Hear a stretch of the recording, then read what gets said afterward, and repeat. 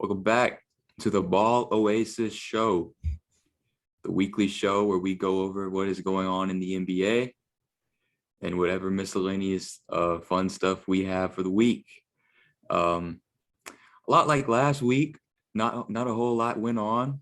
Right. But there is one thing that I think we should bring up here to start the show.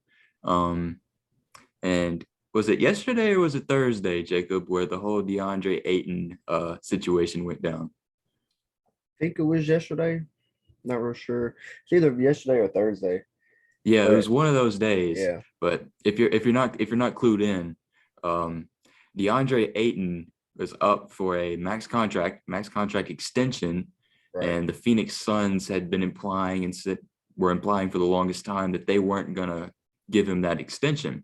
And hmm so here comes the Indiana Pacers who swoop in and give him that max extension. And the Phoenix Suns kind of are put in this position where they're like, whoa, whoa, whoa. Yeah. We don't want to lose. We don't want to lose this guy DeAndre Ayton for For nothing, no, yeah, because we'd nothing. heard the talks of the sign and trade potentially Right. with Miles Turner from the Indiana Pacers, Right. but nothing ever came of that. So with that extension being signed, it essentially looked like DeAndre Ayton was just being stolen away from the Phoenix Suns and they get nothing in return. Yeah. Um, but the Phoenix Suns matched the offer almost immediately.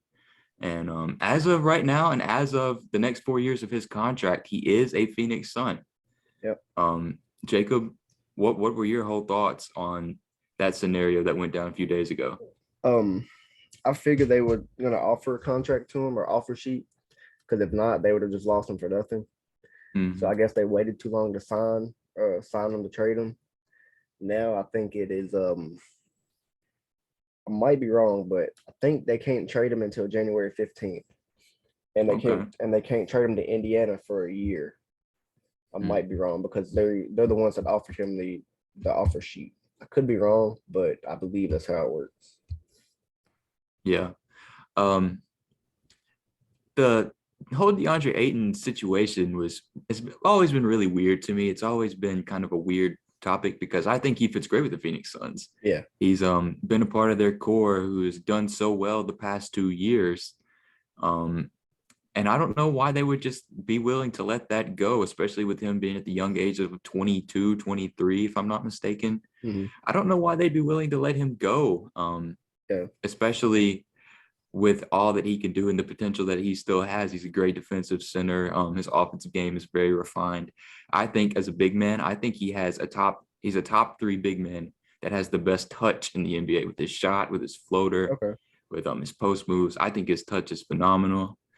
It's just weird. It's a weird situation with DeAndre Ayton. yeah, Um, and it looked like for a little bit the Indiana Pacers were going to scoop him. And just thinking about the duo that he would create with Tyrese Halliburton, that would be a fun little duo in Indiana, wouldn't you say? yeah. I think it'd been really fun to watch. I think they would have complemented each other really well. And I think now they still have that max spot open, or still can Mhm. sign somebody to a max. So I've saw some rumors about they still might look around to trade Miles Turner, but I don't know. I doubt they will now, but just I guess depends if they want to go full rebuild or not, which already rebuilding, but I guess complete rebuild. Right. And the Indiana Pacers are probably in a situation where they're ready to Move on rebuild from completely yeah, from what they've had, I guess dishing Sabonis at the All-Star break and right. getting rid of Victor Oladipo a year or two ago. It's time. It's time for them to rebuild. Yeah, And they have a great centerpiece with Tyrese Halliburton, yeah, I great would say playmaker, great young hmm guard, good shooting guard. So the future could be bright in Indiana. And if DeAndre Ayton somehow meanders and finds his way there, that just pushes that timeline along quicker. right. Uh, but I guess that's really the only thing we wanted to bring up with that. DeAndre Ayton back to the Suns. We'll see how that plays out. I'm sure it's a little awkward with the front office. With his Yeah, teammates, I doubt it will be very awkward just because that core has been close over the past 2 years. And they've been to the playoffs. They've been in the biggest moments. right. I think from a roster standpoint, they'll be fine. I think it's more of a front office thing where things might be a little awkward. Yeah, I feel the same way. So with that being out of the way, last episode was the take led episode, and we said that we still had 8 more left. And we have them right here with us. 8 more takes to throw at y'all. And the first episode brought some pretty crazy ones to the table, wouldn't you say, Jacob? Oh yeah, some questionable ones. Yeah. So we're super excited to go over these. Like I said, 8 more, rounding out this. And like I said in the last episode, if this is something y'all want to continue to see going forward, let us know. Let us know. Leave a comment. In the off season, it's just dead times, man. Whatever suggestions y'all have for episodes, whatever segment ideas y'all might have, let us know, man. And we'll be sure to go over them and see how we might be able to fit them in. Right. So without further ado, the first take for episode 2 is a banger. It's a banger, Jacob. Get ready. It's a banger. The Miami Heat have missed their championship window. The Miami Heat have missed their championship window. So let's break this down. Let's break this down one thing at a time. All right. You've got Jimmy Butler. Right. You've got Jimmy Butler, who is, I think, 32 years old now. Okay. I would say he's currently in the prime of his career. Yeah, probably got a few more years. Yeah, left. he might be going towards the back end of his prime. So from a standpoint of him, maybe we've seen the best days of Jimmy Butler, but of course that's still yet to be seen. What he brings is so much beyond the skill level on the court, the energy that he brings, and the grit and tenacity and all that other stuff that goes along with that. Okay. Bam Adebayo, young center, 23, 24 years old. Here's the question that I want to offer to you, Jacob. I was thinking about this earlier today myself.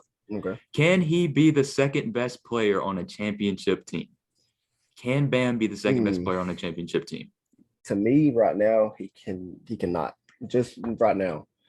I guess we'll take the Boston series. I think he had one game. He had over 20, I think, close to 30 maybe.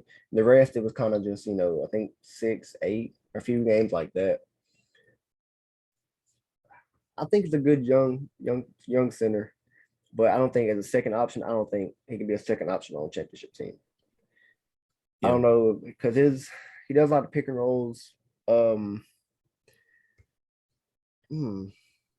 think his offensive skill set, I'll say, is not there yet. He can score. Right. He can score the ball, but just his whole offensive skill set, it's not like Joel, Jokic, something around that area. But so I think he probably has a few more years left until he gets to that level. Yeah, and that's really the big question with Bam is the offensive side of the ball. Defensively, we know what Bam brings. Right. He's an elite shot blocker. He's a great paint defender. And he's switchable. Yes, he can guard on the perimeter as a big. Yes, I like which is super rare in the league today, and it's highly coveted by every team. But it's just offensively. Right. We saw him this year. He had a couple good games in the playoffs, but he's just so inconsistent offensively. Yeah, we saw him last year in the playoffs in the sweep where they got swept by the Milwaukee Bucks. Was non-existent. Was passing up floaters, and it's just a little scary for him to be your second offensive option, in my opinion. Right.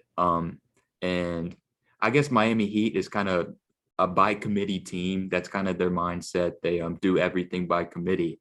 But Bam would have to bring it offensively for them to make a run like that. Right. I think. And here, I'll go ahead and say, I guess you could argue maybe that Tyler Hero is the second offensive option. But even Tyler Hero is your second offensive option. Do you believe in that too? I don't know, because Tyler Hero is inconsistent as a shooter as well. Right. Yeah, I don't. Yeah, I say, but Jimmy's the first option, of course. But after that, it's Bam, Tyler. Then after that, it's like. Do you trust Kyle Lowry at his current age? No, I do not.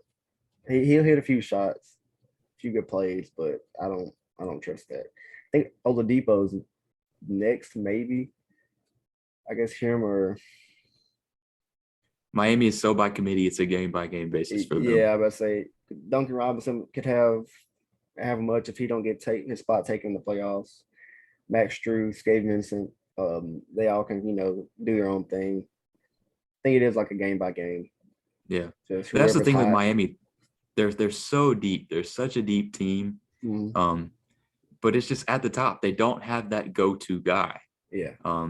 And another thing with them too, they lost PJ Tucker. They Yes, lost one of their best perimeter defenders, and PJ Tucker always seems to be on championship contending teams. I To agree. lose a guy like that, how might that have hurt them? Yes, I Um, agree. Obviously the corner, corner three. I think he didn't average but 7 points last year, but in the playoffs, he's really big in the playoffs. That's why I'm glad we got him. Just the mentality, the dog mentality. He can I say he can guard basically almost anybody, 1 through 5.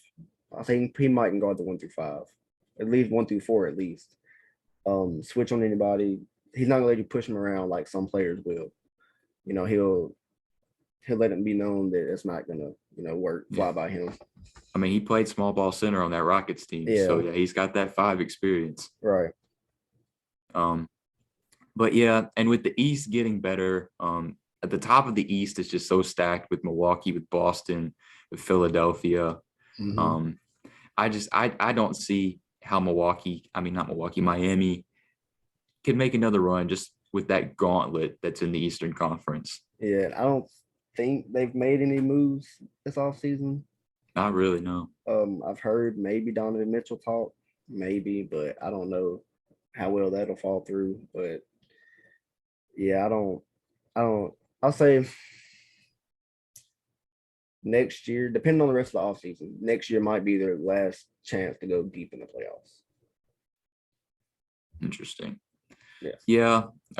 As much as it pains me to say, because I like watching that Miami team, they're gritty, they grind, they play great defense, and the heat culture. yeah. That's heat culture. Jimmy They Jimmy's my play. favorite player, so I don't want to just throw him out like that. But they probably got another He's year or so two. perfect for the Heat. Yeah. So Um, I'll probably give that take on the hotness scale, bringing back the hotness scale from last time. I've got to give it like a 3 or a 4, just because I you think can that see that's a it. real possibility that they Yeah. don't make it back. Yeah, I'll give it about a 5. It's I guess a toss up, but I'll say about maybe 1, maybe 2 years left. But after that, I don't see it happening unless some changes are made. Unless Bam, I guess, develops. But I guess we'll have to see where it goes. I'll give it a 5. Yeah, I'll sit close to that range as well. Yeah. All right. For my first take, the super team era is coming to an end. Well, I I partially agree because now it's like a lot of, I guess you can say, not super teams, but duos, I guess you can say. So I can agree. I know the was it the cap space is increasing, I think, so players can get paid more money. Um, I do think it's coming to an end. Obviously, we see the whole Brooklyn situation. Having 3 top guys didn't work out. Expect nowhere near expectations, but I think money, I guess, playing to a part and just fits like the Kyrie KD situation. KD requested a trade, so I do think it's coming to an end, but I think it's always going to be like a duo, superstar duo. I'll say 2 superstars are always going to try to team up together somewhere. I feel like, but it's not. Um, I don't think it'd be like the 3, 4 superstars like Brooklyn had this past year. yeah. Um, to quote Kendrick Perkins, man, I can't believe I'm saying that. Um, I feel like championship teams, you're right. They do have to have a Batman and a Robin. Right. Yeah. They do. They have to have the go-getter, the guy who is that guy who is your go-to option. Mhm. But a strong second option is needed. Like we just talked about with Miami. Right. Bam hasn't really provided that on the offensive end, and nobody has really stepped up to take that role consistently, I agree. which is why they haven't gotten over that championship hump. Um, and with the NBA going in the direction that it is today, what we talked about last time, positionless basketball, we see all these wings, Yeah. teams stacking wings for depth. And that kind of takes away from the ability to create a super team. Yeah. I would And say I like that personally. I like going for depth rather than that. Um, that's why I was glad. This is the first time I've been glad to see the Golden State Warriors win a championship. Hmm. Um, just because they didn't stack the deck. They didn't Right. stack the deck. They did it organically.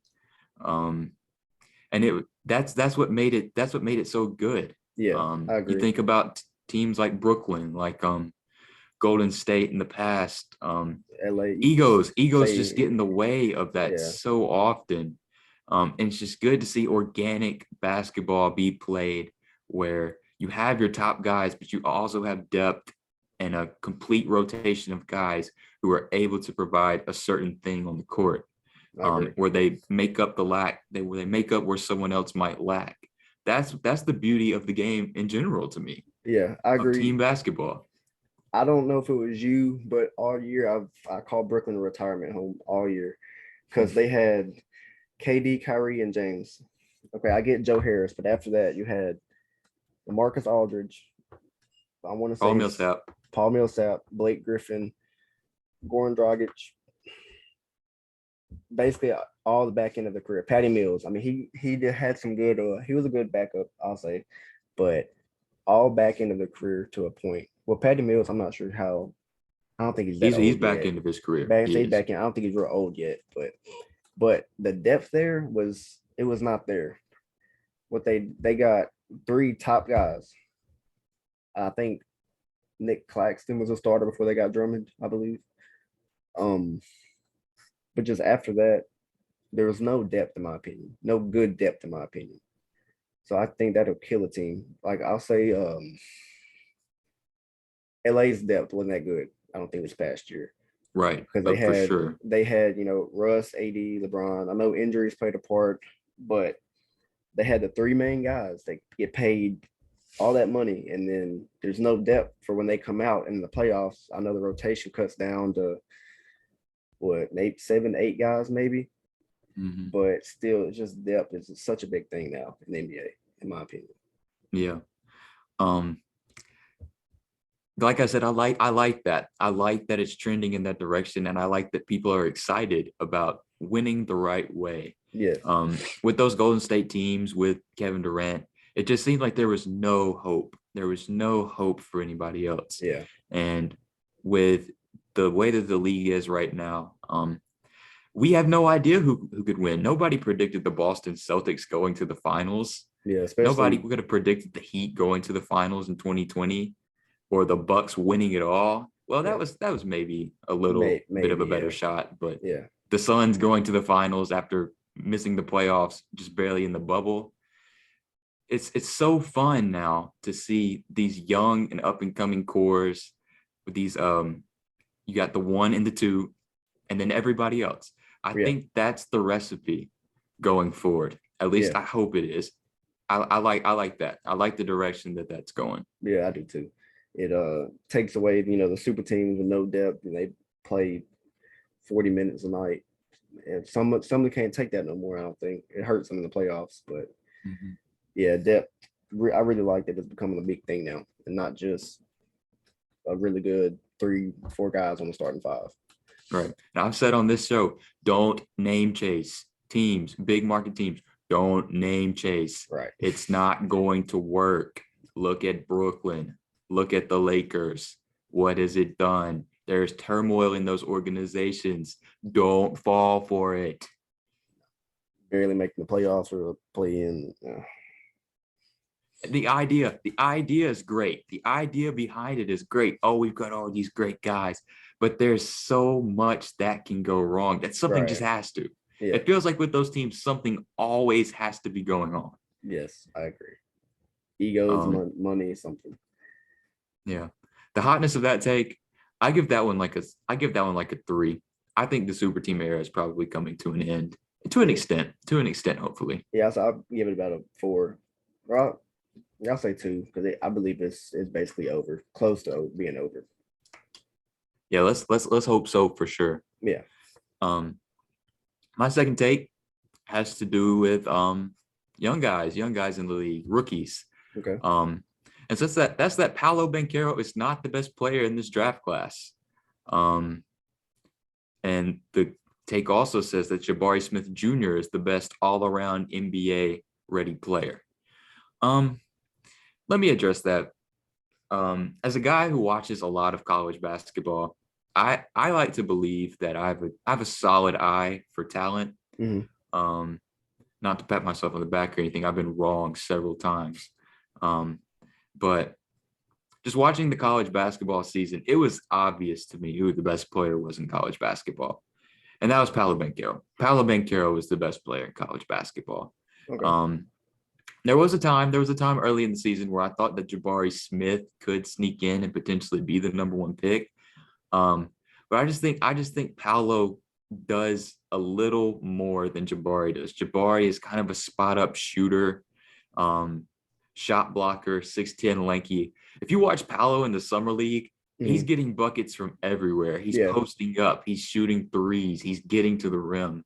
Um, and that's what I think makes him so good. I think his his footwork is some of the best out of a college prospect that I've ever seen. Mhm. Personally, his game is just so refined. His game is so refined. I'll just leave it Okay. at that. Um, it's all subjective. It's all subjective. If you think Jabari Smith is better, he might be. He could turn out to be. He very well could. They're all rookies. We have no idea. Yeah, And I don't like to use summer league as the main thing to gauge it because summer I league has agree. shown that it can put players on a pedestal who do not follow through in the Right. regular season. I agree. But I'm still of the belief that Paolo Banchero was the best player in the class, and it's not really that close. Okay. Yeah, I didn't watch a lot of college basketball, but I have kept up with the summer league. And I will say the only other player that I've heard or maybe seen that could be NBA ready, like more than Bankero, is I think I Keegan think I Murray. know. Keegan Yeah, Murray. Yeah. I've seen some of his stat lines. I've watched part bits and pieces of games, but yeah, I have to agree with you from what I've saw, like the highlight stats, and I've watched a few games. I think Bankero is the most NBA ready. So I guess we'll just have to see how it turns out because you never know. I'll say first, second year, you never know injuries. It might be 5 years from now. Jabari Smith might be way better than Bankero. You just never know. You just have to let it play out and see. right.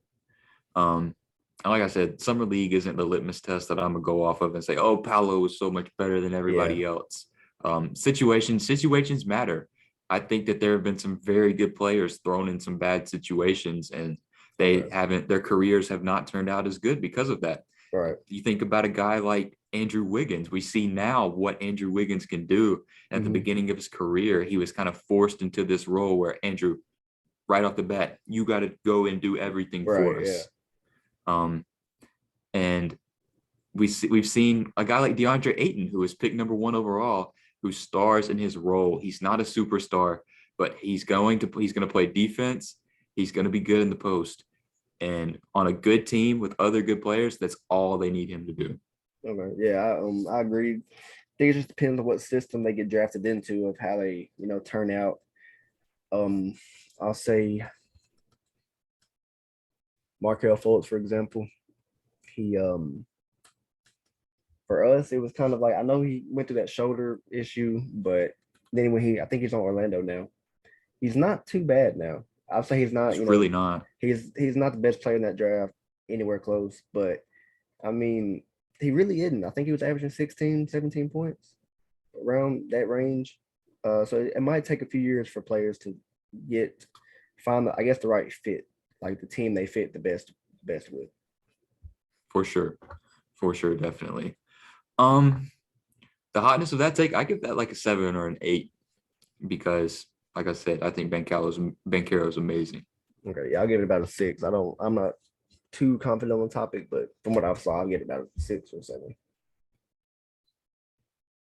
All right, my next take. Hmm. Kyrie Irving will retire before LeBron James. Hmm. Hmm. Hmm. I could see it, but I can't see it. The age What do you mean by difference, that? like the age difference is there, but it's confusing because last year was the whole vaccination thing and him just taking time. I think he went to like a sister's wedding for like 2 weeks or something, took a break. But it's just mm, I'll start off with LeBron because LeBron's he's slowing down, but he's not. I think he's what year 20 19 20 now. Um, what 37, 38. He averaged I think 30 points last year. He did. He still averaged 30 points. So I don't know if he's gonna wait, try to play with Bronny like people say, Bronny's for rookie year and then leave, or just play until he just can't do it no more. But I don't I don't think that's happening. I really don't. So with this one, I'm guessing that this has to for to say that Kyrie would retire before LeBron. It would have to be with his antics that would, and I guess antics isn't the right word for it. It would be off the court stuff that would make him retire before LeBron. I was trying to fit that in there, but it's very confusing, I guess. Yeah. If we're just talking on the court, health wise, Kyrie's health has been pretty good Yeah. consistently. He's had some, he's dealt with some injuries, but nothing that's really threatened the length of his career, in my opinion. He's a guy that, barring anything off the court, of course, because we have no idea what to expect from him in that regard. He's got a solid, I think he's got at least a solid 6-7 years left.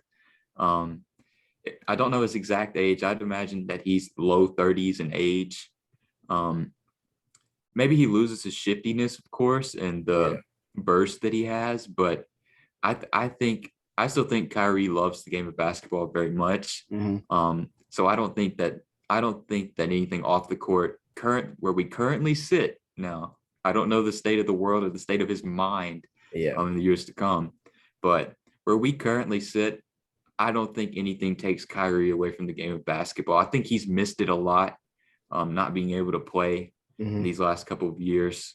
So speaking from Kyrie's perspective, I think he wants to be on the court as much as possible. Yeah.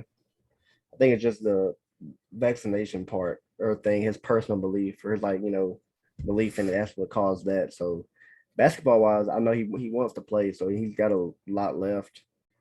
But it'd be the off court antics that bring him away. But I don't see it happening. But it's just like I said, LeBron's got, who knows? He might have 4 years left, but who knows how long? Yeah, who knows how long that guy's playing? Idea.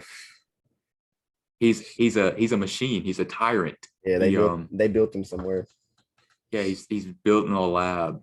He could realistically play till he's 45 years old and still probably be like a positive asset on a team. At least 15, at least. Easily. Think about I've been thinking about this a lot recently too. Think about all the guys in his draft class.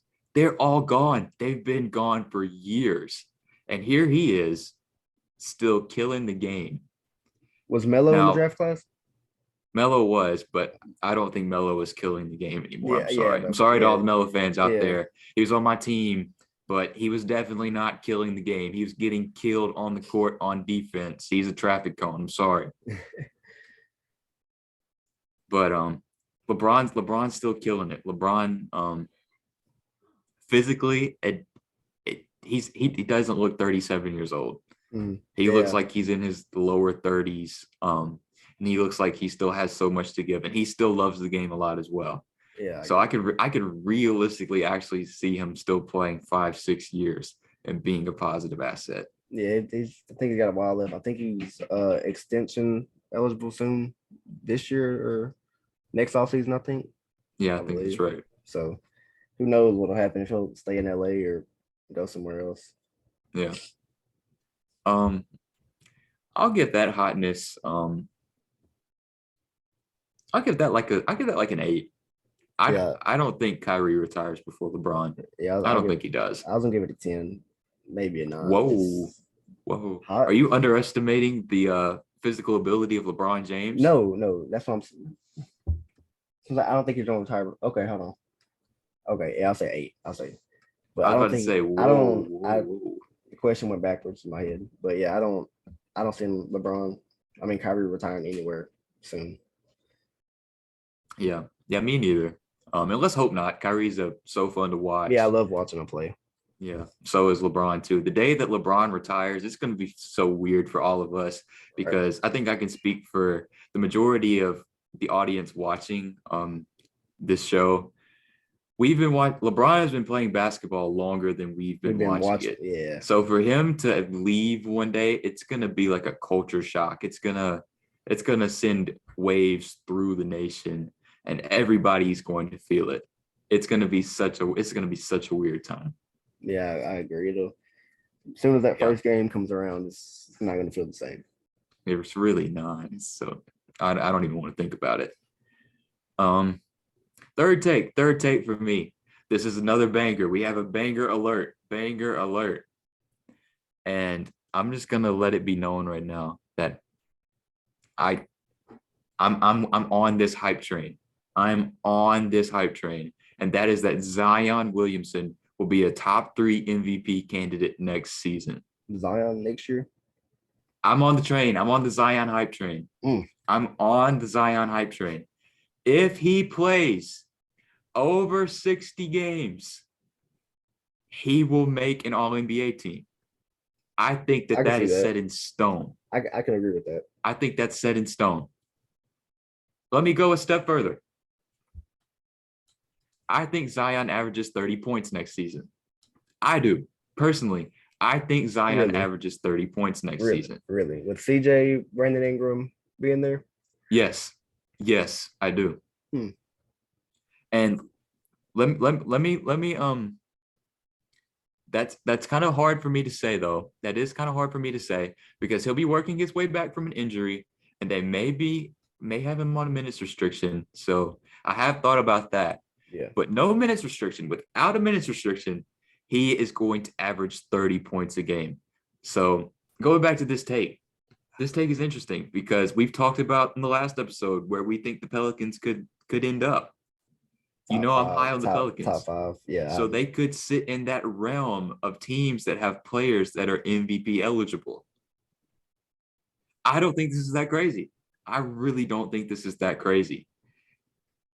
But of course, there's so much gray area with Zion that we don't know how he's going to play when he returns. Yeah. We've been in spheres, Jacob, and I didn't speak on it at the time just because I was blown away that people were saying it. People were calling Zion a bust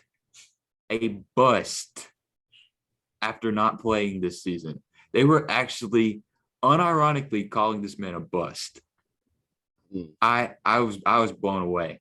The guy was an all-star last year. I mean, 2 years ago. He was an Yeah. all-star. Easily an all-star in his first full season. Averaged over 27 points a game, averaged about 12 rebounds, and shot over 60% from the field. Led the NBA in paint points. He's 6'6", 6'7", crazy athletic.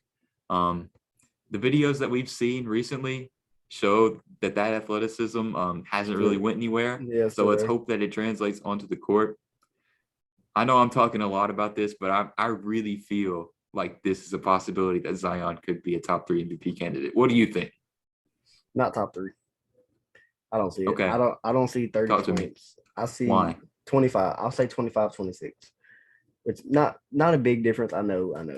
But um MVP, okay. MVP is Talk to me. it's such a weird topic, I'll say, because you never know the circumstances that are going on. So Jokic got it last year. I understand everything he did, but I know a part was Murray and Michael Porter Jr. were hurt, not playing. Joel Embiid was second. You know, the whole Ben Simmons thing. Giannis third, which is normal. Giannis gets up there every year. I just can't see the MVP. Like, okay, I'll say if he averages 30 and he gets that 3, maybe 2 seed, maybe. But I don't. He I would think, have to be at that point. He would yeah, I have say to be. he'd have to be. But if he gets, I mean, he could anyway. Jokic, he got it last year, and they were the 6th seed. So I mean, it could happen, but I just don't see an MVP because you still got Luka, Joel, Giannis, Jokic might have another crazy season. I don't think as crazy, but I don't. see it happen. I say he'll be in top 5. I can't see top 3. He Look, might be top 5. I'm high let on let Zion. I'm high on Zion, but top 3, I don't see it not next year. let me calm down a bit because I'm riled up. I'm riled up about this. I'm excited about this. Let me take a breath. Let me take a breath. Okay. What I said, I don't take back. Actually, I don't take it back. I'm Okay. standing on it. I'm Okay. standing on it. This is going to be clipped probably whenever I'm wrong, and he averages maybe 20 points and has the worst season of his career by far. Hmm. It's going to get clipped, and that's okay. That's okay because I stand on it. And I'm going to continue to stand on it.